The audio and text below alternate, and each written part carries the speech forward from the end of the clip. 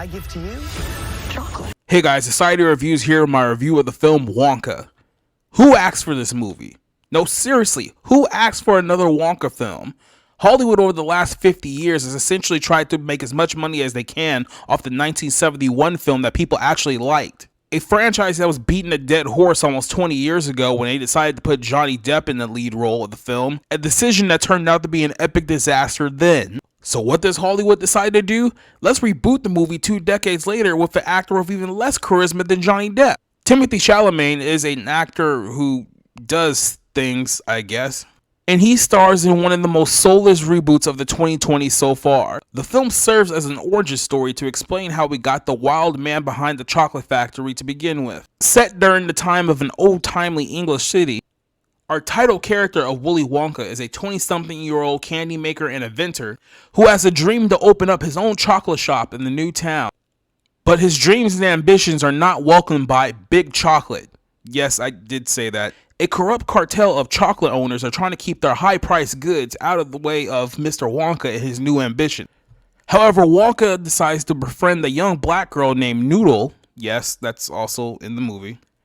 And the duo works together in order to help Wonka be able to sell his chocolate in the city undetected.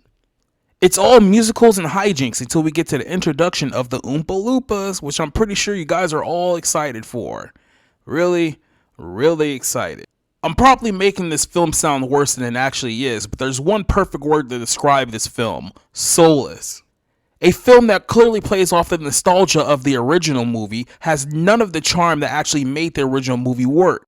Every ounce of this film feels like the brainchild of a soulless executive who somehow thinks that this will be the perfect Wonka film for modern audiences. Wonka feels less like a major motion picture and feels more like a content movie for a streaming service such as HBO Max. The film is largely uninspiring on all fronts. As a musical, this film fails to capture that old style of Hollywood that audiences are used to, and none of the music leaves a lasting punch despite the effort.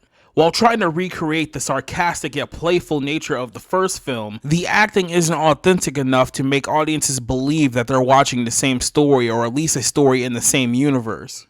The biggest knock on this film is while it certainly has a lot of creative ideas that they want to put together, they don't exactly have a creative vision to make it work. For a runtime of almost 2 hours, this film certainly wears out its welcome rather quick.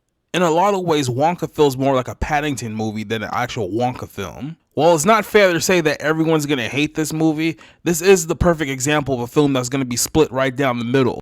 A film that isn't good enough to be liked but not bad enough to be hated is a film that lacks empathy with the audience, which is the worst sin any film could be.